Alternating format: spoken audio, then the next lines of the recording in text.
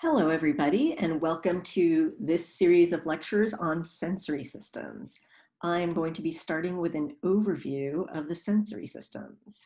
Here we go. Okay, so I'm not sure how many of you are familiar with deep thoughts. I think maybe you have to be about my age to know about these, but if you read this quote, I feel that this quote really kind of embodies the way that I feel about this subject, sensory systems. It's an incredibly rich subject. There's so much I could tell you about the sensory systems, but I only have one lecture. So this is what you're getting, okay? I want to start by kind of reminding you of the structure and the flow of information in the nervous system. Okay, so just as a reminder, we have the sensory division, which is going to be sensing information from the outside and also from within our bodies. That's going to be passing information over to the central nervous system, which will be processing that information that's coming in and making decisions. And then it's going to be sending information out through the efferent division, okay? So in this series of lectures, we're going to be focusing on the sensory division, which is going to be detecting external and internal stimuli. And in the next series of lectures, we will be looking at the efferent division. Okay, so in school, in elementary school, you probably learned that there are 5 senses. In physiology, we think about it a little bit differently. So the way we think about it is diagrammed here.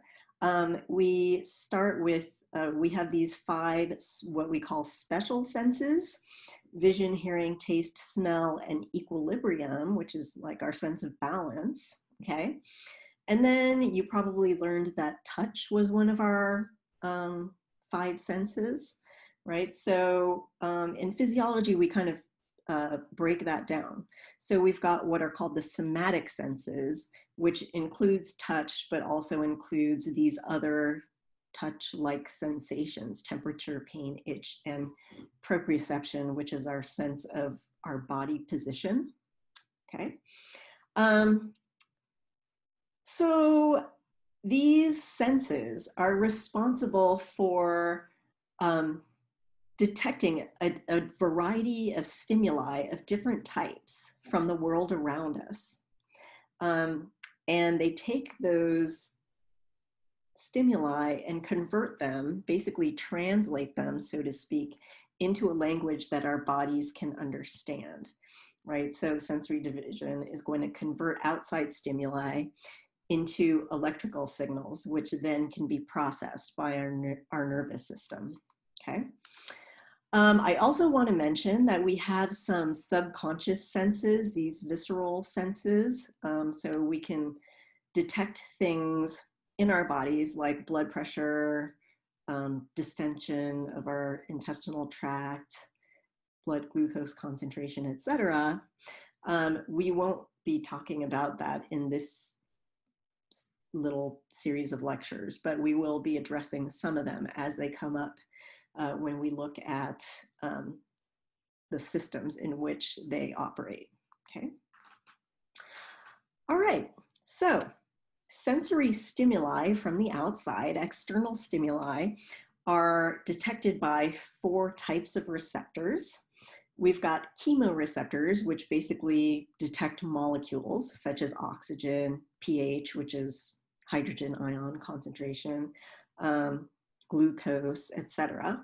We have mechanoreceptors, which detect mechanical stimuli such as pressure, vibration, acceleration. We have photoreceptors, which detect light, and then we've got thermoreceptors, which detect heat, okay? And again, what the job of these receptors is to take these stimuli that come in all kinds of different forms. Okay, so we have light, we have like these pressure waves in the air, etc. We take those and we convert them into an electrical signal, such as a graded potential or an action potential.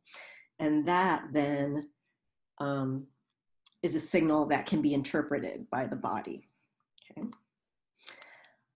I want to tell you also that these receptors that I just talked about are located in specialized organs. I don't think this is all that surprising to you. But one thing that I want to say about these organs is that they're kind of optimized to detect the type of stimuli that they're meant to detect, right? So the ear kind of, it funnels sound in towards your hair cells, which are the cells that that detect sound. And the tongue is like kind of structured in a way that allows your chemicals that you're tasting, tastant molecules, to reach your cells, your gustatory cells, okay?